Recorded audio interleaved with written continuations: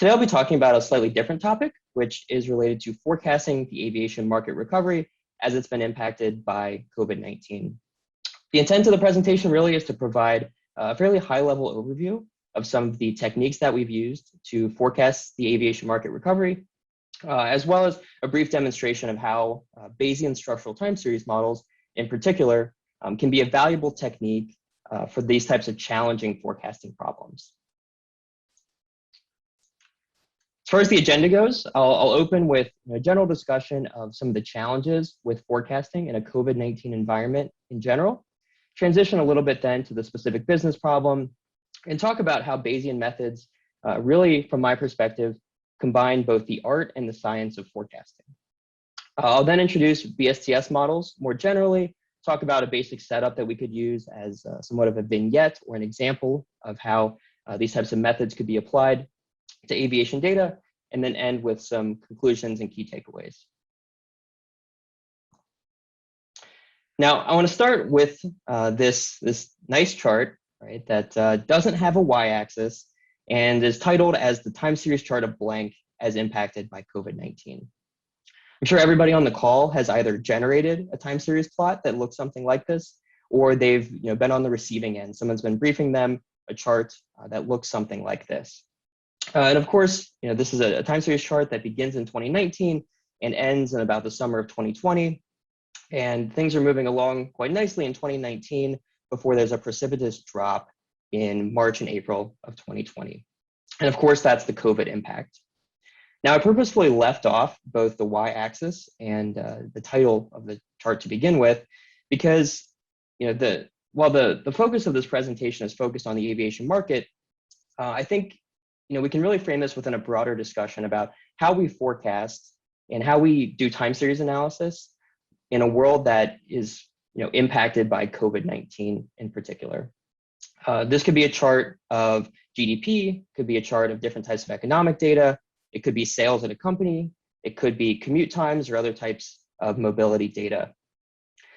And it's one thing to forecast what's going to happen over the next several months, which of course is very challenging and is plagued by lots and lots of uncertainty. But from a broader perspective, COVID-19 has permanently imbued itself in our data, right? And there's this nice tweet there in the top right corner that says, "Good luck, year 2020 fixed effect, we're all counting on you." I believe that individual is an economist. And for those who have some background in panel regression type of analyses, it's fairly common to include a dummy variable if you have temporal data or a binary variable for each of the years to soak up some of that unmodeled or unexplainable variation in the outcome. And so what the author here is really saying is that 2020 data is always going to look weird, and we could kind of throw a dummy variable in the model to try to soak up some of that variation that we can't explain. Now, of course, one of the goals of this presentation is to talk about the alternative to that, which is to actually model this in a more robust way and to find good models that pick up and can appropriately capture that data generating process and what's producing the data that we observe. Now, of course, the chart I showed isn't just any time series. More specifically, it was a zoomed in chart of US monthly airline passengers over time, particularly in 2019, and then as impacted in 2020. And I'm sure a lot of folks who have some exposure to time series analysis have seen a chart that looks something like this. Airline data is very commonly used in time series analysis and in forecasting vignettes and tutorials because it has a lot of really nice characteristics for time series modeling. We can see in this data that there's some fairly strong seasonality. Individuals tend to fly more in the summer than they do in the winter. So there's these nice peaks in the summer months, whereas there's a trough in the winter months. And there's also some nice trends over time. We can see that airline passenger traffic really picked up from 2003 to 2008, but of course was impacted by the financial crisis and didn't fully recover until 2014-2015 timeframe. In the last 4 to 5 years, we've seen some fairly strong growth in passenger traffic, of course, until COVID-19 has hit. While there's continued to be a recovery in the aviation market, there continued to be impacts from both government restrictions and from new variants that are spreading around the world. Currently, GE Aviation assets are being utilized at about 60% of their pre-COVID levels, although we've seen some strong growth more recently. From a time series perspective, while the pre-COVID trends and seasonality are fairly easy to model and they're commonly used in these vignettes, a lot of methods aren't very well situated to model the types of structural breaks and these types of precipitous drops that we've observed from COVID-19. And so that's kind of the impetus behind using some more creative methods to model a time series like this, where there's both a lot of uncertainty and where things don't always follow these nice trends and seasonality that we might expect. And then talk about a little bit of the business problem, right? Specifically that we've dealt with in GE Aviation. Now, of course, the GE Aviation business model relies fairly heavily on forecasts of passenger demand that drives a number of downstream processes, such as shop visit planning, supply chain forecasts, new engine deliveries, and then ultimately financial performance. For shop visit planning in particular, knowing how many people are going to get on flights and how many departures there are going to be can drive when engines need to be serviced and what types of parts need to be purchased to repair and maintain those engines. Of course, it's really hard in general to forecast market dynamics, and this is something that we've been doing on an ongoing basis, but it's particularly challenging in this COVID-19 world, this COVID-19 environment. The world is changing very rapidly, and so forecasts need to be able to be updated on a regular basis according to the latest information. And as I mentioned, that structural break really requires some creativity in the way we model this type of data. Additionally, that bottom point there mentions that the data generating process and these key covariate relationships are changing and shifting over time. And so, the way that COVID-19 infections, COVID deaths, and government restrictions impact the willingness of individuals to get on planes are not static, right? These are really playing out over time. And so it really requires us to be agile from a modeling perspective and to account for that uncertainty that's inherent in this process.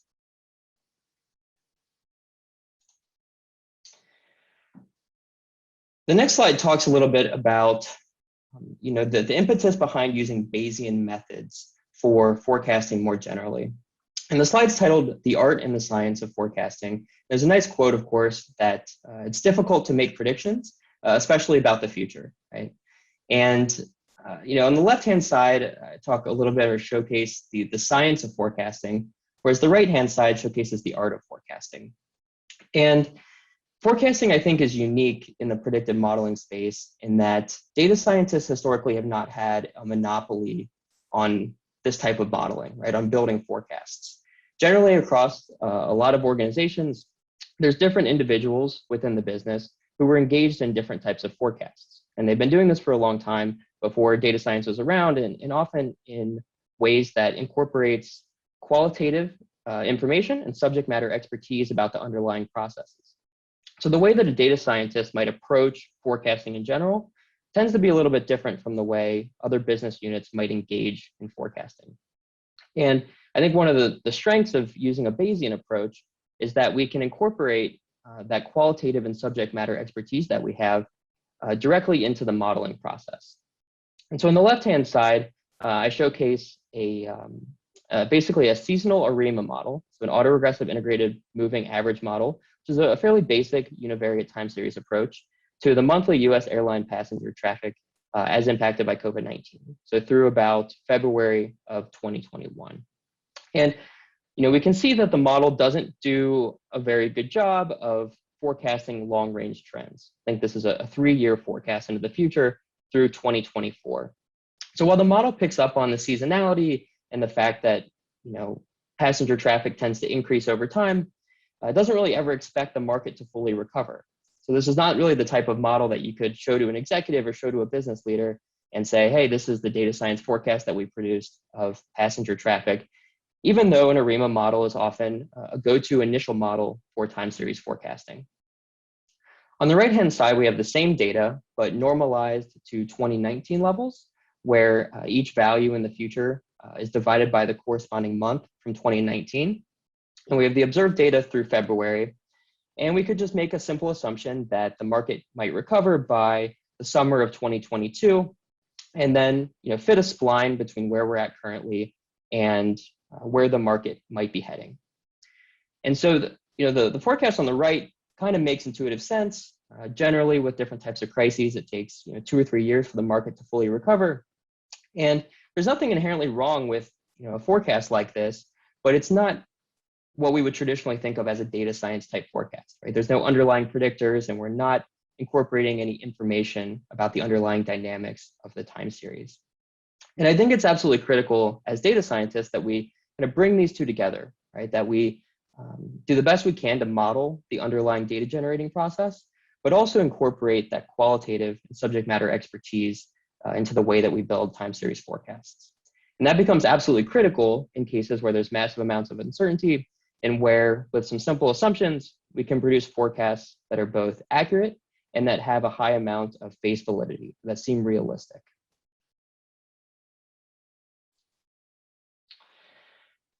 So we can fast forward to the specific business outcome within GE Aviation.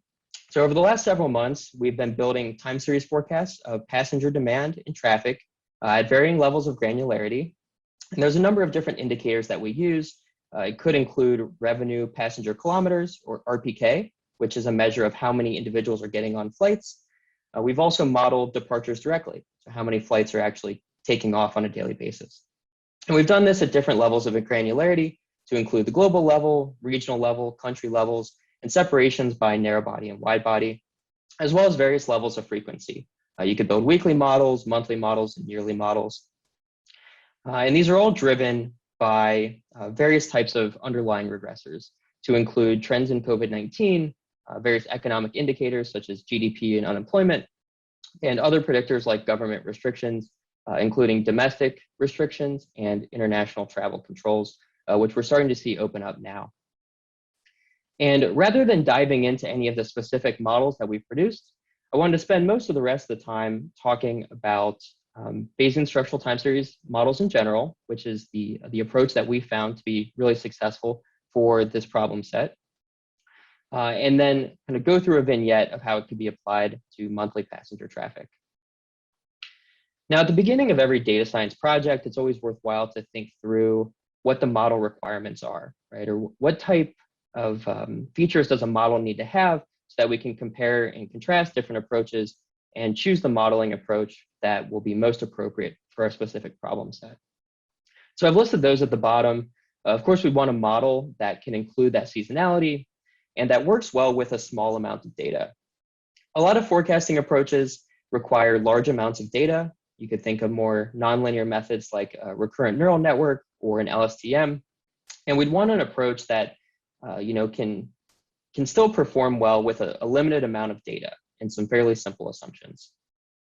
We also want an approach that's flexible enough to deal with both short-term and long-term trends, so we can forecast maybe 6 months in the future or 3 years in the future. Of course, we want to be able to appropriately capture the uncertainty that's inherent in this modeling process through some type of prediction interval. And due to the nature of the data we're dealing with, it's really critical that we incorporate a large number of regressors, right? Some of which might not have any effect. So we'd want something that has regularization or can induce sparsity in the model so that we're not overfitting. And then finally, as I mentioned, we want to be able to combine that scientific approach with the art, or with some qualitative assumptions and some subject matter expertise for scenario planning, so that we can go through and estimate different models and showcase what we might expect in the future based on different transparent and very clear assumptions.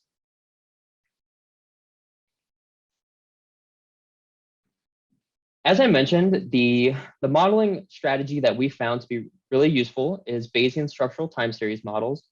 And I don't intend to provide a very technical overview of this method. There's lots of information online, different vignettes and tutorials and papers that talk about this method in more detail. But I thought it'd be worthwhile to do a brief overview to set the stage and to provide some clarity about why we like this method. So a structural time series model is a more general time series type model that expresses the observed time series as a sum of simpler components. Generally, this would be some type of trend, some seasonality, and then the addition of a regression component. Additive models like this and models that are based on decomposing a time series have become very popular recently. Profit by Facebook is also based on a similar type of approach, although it's slightly different than BSTS, and we can talk about some of the differences between those during the Q&A if there's interest.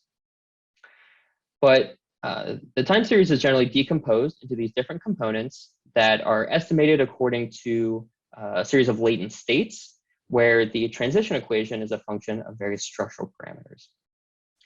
And one of the nice things about Bayesian structural time series models in general is that we can assign informative priors to each of these state components. So we can control and include some informative information that we have to control the trend line based on the selection of priors.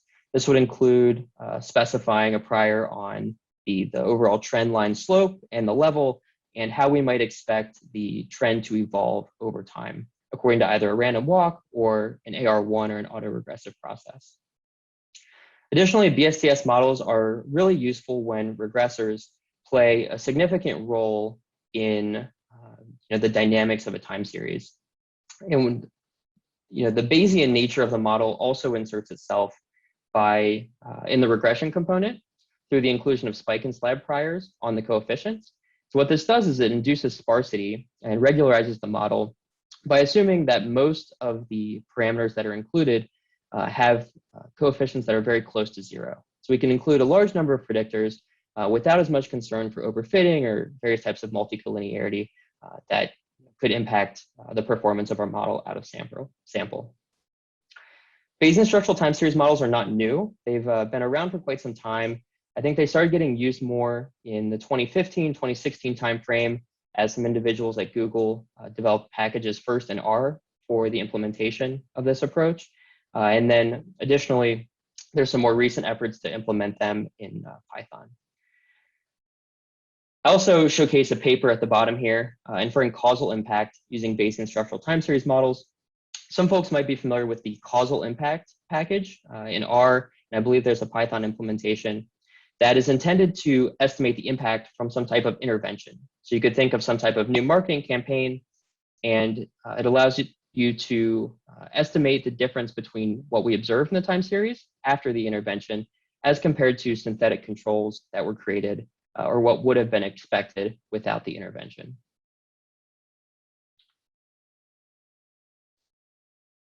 As I mentioned, implementation is really quite simple. And so while this might not be a time series model that is frequently discussed in initial time series analysis, it doesn't require any type of really advanced coding or really type of advanced, you don't have to spend a ton of time trying to tune this model to get a really nice looking forecast that performs well out of sample. So on the left-hand side, I have some sample code from the BSTS package in R for fitting a model. On the right-hand side would be a similar approach in the TensorFlow probability library in Python.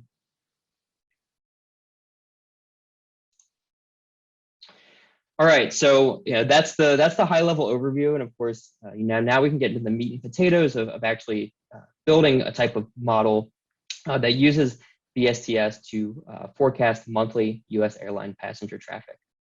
I wanted to start with showcasing a model that tried to model this time series in a pre-COVID environment. So training a model from 2003 to 2018, and then predicting on 2019 data, just to showcase how it performs right out of the box with some data that has strong seasonality, a fairly strong trend line, but no underlying regressors. And you can see on the right-hand side, the forecast shown in red and the observed values in black. And they're really quite close. With the default specification and no type of tuning to the model, we end up with about 2% MAPE or percent error out of sample, which I think showcases how nice this model is for right out of the box. On the left-hand side, we showcase the trend and the seasonality, which are the two elements or the two components of the time series as they're broken out and estimated. And so you can see the seasonality estimated there on the bottom, and above it, the long-term trend, right?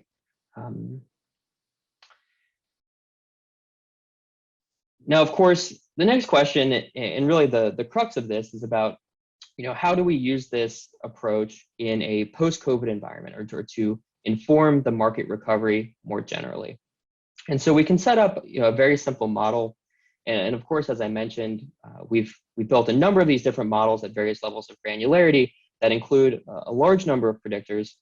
But I thought it'd be worthwhile to showcase how, with only a small number of predictors related to COVID-19, one could develop a fairly informative, realistic, and accurate model of how the market is likely to recover.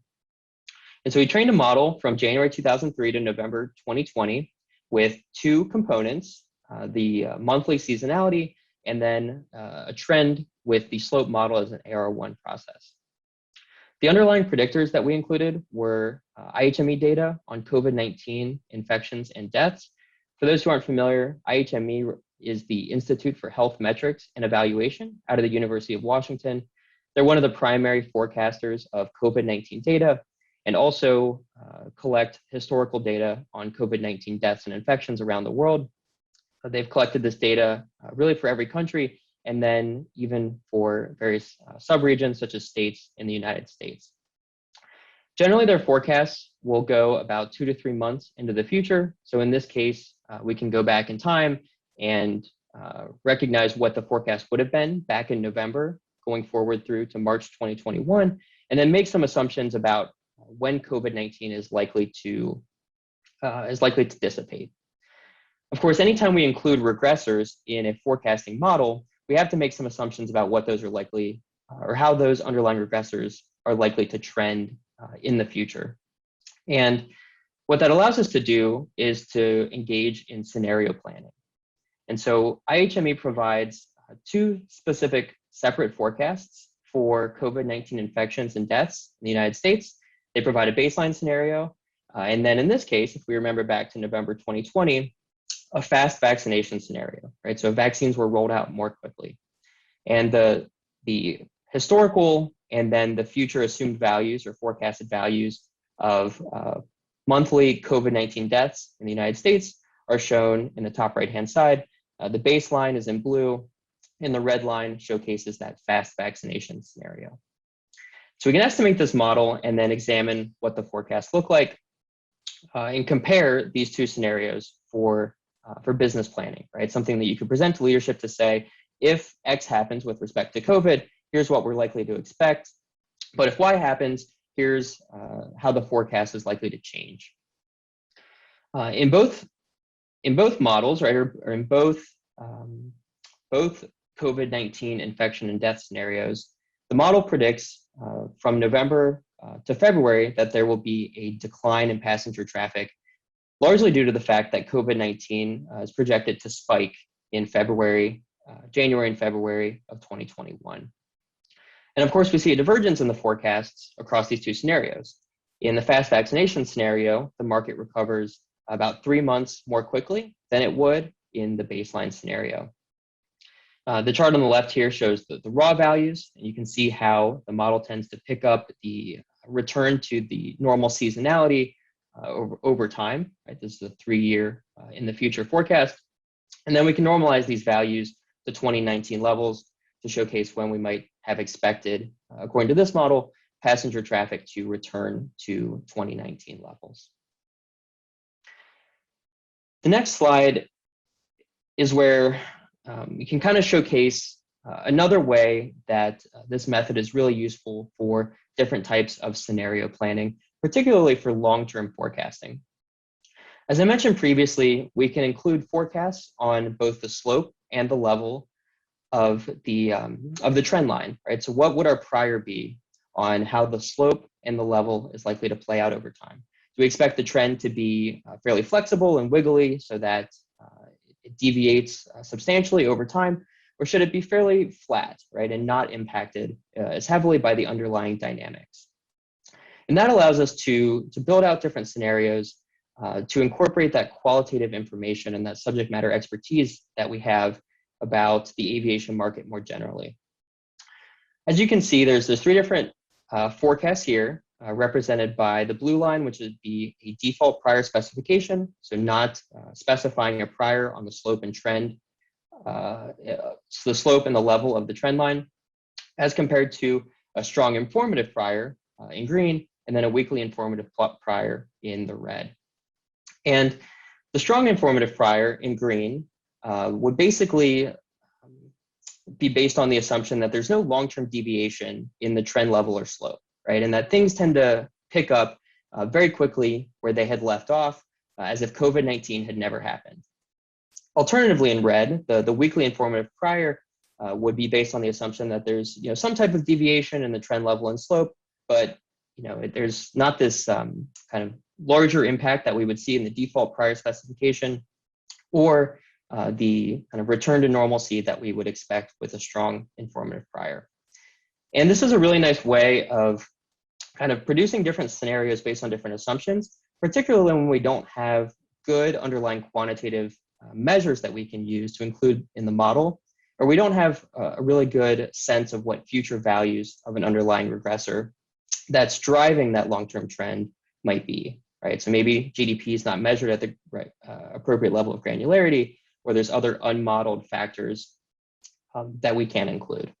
So it's a really nice way to build out different models based on various assumptions that both are realistic, right? That gets to that art of forecasting of a return to normalcy, while also building a forecast that's seeking to model that data generating process based on the way that the underlying regressors might evolve over time. Of course, with every model, we'd want to see how this model performs out of sample. The models that we built at GE Aviation generally perform with under 10% MAPE. So we've been able to use this method to develop fairly accurate forecasts. The models that I've showed here, in this type of dummy model, this vignette, performs at about 13% MAPE out of sample over 6 months, which I think is pretty strong given all the uncertainty inherent in COVID-19 and the way that COVID-19 infections can play out. And you can see that in this case, the model tended to overpredict or estimate that monthly passenger traffic would decline more precipitously in January and February as COVID-19 infections and deaths picked up than what occurred in actuality. And one of the ways that we've solved this is by making some assumptions about when government stringency will be reduced and when different types of domestic restrictions and international controls will be removed. And so that allows us to better model how these covariate relationships are changing over time and the interactions between things like government restrictions and COVID-19 infections and deaths. To conclude, I have on here that BSTS is not a silver bullet. I don't want to give the impression that this is a one-stop shop for modeling. Of course, there are some challenges, one of which is that there's lots of different potential tuning parameters and different prior specifications that can be used. Another is that choosing the priors can, it can be difficult if necessary. There's a couple of different ways one could go about this. One could estimate a model through the pre-COVID time period and then use the posterior as the new prior. Or we can do trial and error, right? And showcase how different assumed values on those priors result in different forecasts. And like all regression-based forecasts, this model does require that we make an assumption about future regressor values. That's not necessarily an inherent issue. And I think it's really valuable as a way to showcase to leadership how a forecast would differ based on different assumptions and different assumed values. And it's valuable particularly in the COVID-19 environment where we have external third parties who are providing information on how COVID is likely to play out over time. On the right-hand side, I've listed some sources and additional resources. The vignette that I showcased here is based on flights data from the Bureau of Transportation Statistics.